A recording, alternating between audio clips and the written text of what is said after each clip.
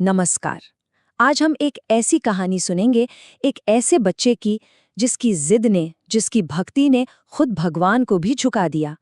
ये कहानी है उपमन्यु की और ये सिखाती है कि सच्ची आस्था में कितनी ताकत होती है। तो चलिए इस अद्भुत सफर पर चलते हैं। देखिए, हर बड़ी कहानी की शुरुआत ना एक बहुत ही छोटी सी मासूम सी बात से होती है। यहाँ भी वही हुआ। एक छोटा सा बच्चा अपनी माँ के पास आता है और कहता है, माँ, मुझे भी वैसा ही बढ़िया वाला गाय का दूध पीना है। बस इसी एक इच्छा से एक असाधारण यात्रा शुरू होने वाली थी। तो ये बच्चा था कौन? इसका नाम था उपमन्यु, एक बहुत ही साधारण से ब्राह्मण परिवार का बेटा जो जंगल में रहता था। मतलब हालात कोई बहुत अच्छे नहीं थे, लेकिन उसके सपने, उसकी इच्छा वो असाधारण थी। अब सोचिए, माँ के लिए ये कितनी मुश्किल घड़ी थी। बेटा दूध मांग रहा है और घर में दूध है नहीं।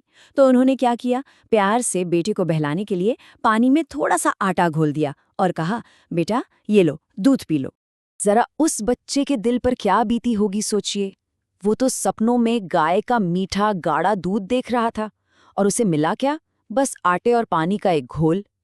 बस यहीं पर उसका दिल टूट गया और इसी निराशा से एक नई जिद ने जन्म लिया।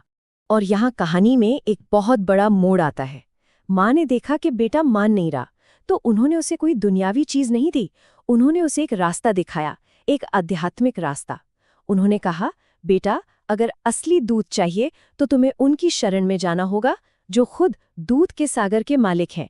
तुम्हें आशुतोष यानी भगवान शिव के पास जाना होगा। और बस माँ की ये एक बात उपमन्यु के दिल में घर कर गई और यहीं से शुरू हुई उसकी तपस्या की, उसकी साधना की कहानी। अच्छा, ये तपस्या होती क्या है? ये कोई मामूली पूजा पाठ नहीं है। ये तो एक जिद है, एक जुनून है। अपनी सारी इच्छाओं को, सारे आराम को छोड़कर बस एक ही लक्ष्य पर अपना सब कुछ लगा देना। उपमन्यु ने यही मुश्किल रास्ता चुना। उसका प्लान बहुत सीधा था, लेकिन मुश्किल भी। सबसे पहले खुद को पूरी तरह से भगवान शिव को सौंप देना, फिर एक शांत एकांत जगह ढूंढना और बस एक ही मंत्र का जाप करते रहना, ओम नमः शिवाय। और वो छोटा सा बच्चा बैठ गया अपनी तपस्या में। जरा कल्पना कीजिए, दुनिया की सारी आवाजों से दूर, बस एक ही लगन, एक ही नाम, शिव। उसका ध्यान इतना पक्का था, उसका संकल्प इतना अटूट था कि उसे और कुछ सूझ ही नहीं रहा था। लेकिन कहते हैं ना, सोने को भी आग में तपना पड़ता है। अब बारी थी उपमन्यु की भक्ति की असली परीक्षा की। सवाल ये था कि क्या एक छोटे से बच्चे की ये भक्ति इतनी मजबूत है? क्या कोई भी चीज उसे उसके रास्ते से डिगा सकती है? चलिए देखते हैं। तभी वहां एक अजनबी आया और आते ही उसने उपमन्यु के भगवान शिवजी का मजाक उड़ाना शुरू कर दिया। वो कहने लगा, अरे, वो जो खुद नंगे रहते हैं, गले में सांप डालते हैं, वो भला तुम्हें क्या सुख देंगे?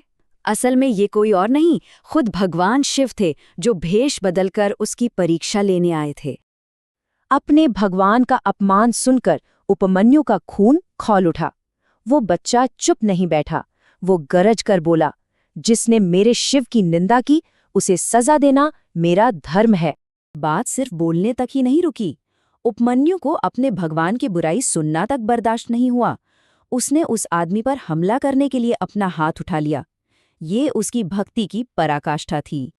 और बस उसी एक पल में परीक्षा खत्म हो गई। जैसे ही उसने भक्ति में हाथ उठाया, खेल बदल गया। अब वक्त था इनाम का, महादेव के वरदान का। तपस्या पूर्ण हुई। ये छोटा सा वाक्य अपने आप में बहुत गहरा है। उस बच्चे की कठिन साधना, उसकी परीक्षा अब खत्म हो चुकी थी। जैसे ही उपमन्यु ने हाथ उठाया, एक दिव्य आवाज गूंजी, आंखें खोलो वत्स। ये एक इशारा था कि उसकी यात्रा का सबसे बड़ा पल आ गया है। उपमन्यु ने आंखें खोली तो सामने वही अजनबी खड़ा था, लेकिन अब अपने असली रूप में, स्वयं भगवान शिव। उन्होंने कहा, बेटा, तुम्हारी भक्ति इतनी सच्ची थी, इतनी शक्तिशाली थी कि उसने मुझे ही जीत लिया है, मुझे ही बांध लिया है। ये देखकर कि वो तो अपने भगवान पर ही वार करने जा रहा था, उपमन्यु कांप गया। वो फौरन उनके पैरों में गिर गया और बोला, हे नीलकंठ, मुझसे अज्ञान में जो भूल हुई उसके लिए मुझे माफ कर दीजिए। भगवान शिव ने मुस्कुराकर उसे उठाया और कहा कि ये तो बस एक परीक्षा थी और वो इसमें पास हो गया है। अब उसकी भक्ति का फल पाने का समय आ गया है। याद है उसने क्या मांगा था? बस एक गिलास दूध। और अटूट भक्ति के बदले में उसे मिला क्या? पहली बात, उसकी सारी भूल चूक माफ कर दी गई। दूसरी, उसे दूध के सागर का यानी क्षीर सागर का स्वामी बना दिया गया। और सबसे बड़ी बात, उसे हमेशा के लिए भगवान का साथ मिल गया। तो आखिर ये पूरी कहानी हमें सिखाती क्या है? इसका असली मतलब क्या है? चलिए इसे समझते हैं। देखिए, पहली बात तो ये कि असली भक्ति की परीक्षा तब नहीं होती जब हमारे पास कुछ नहीं होता। असली परीक्षा तब होती है जब कोई हमारी आस्था पर सवाल उठाता है। दूसरी बात, एक छोटी सी इच्छा भी अगर उसमें सच्ची लगन और विश्वास जुड़ जाए तो वो हमें बहुत बड़ी मंजिल तक पहुंचा सकती है। और आखिर में ईश्वरीय कृपा सिर्फ और सिर्फ अटूट विश्वास से ही मिलती है।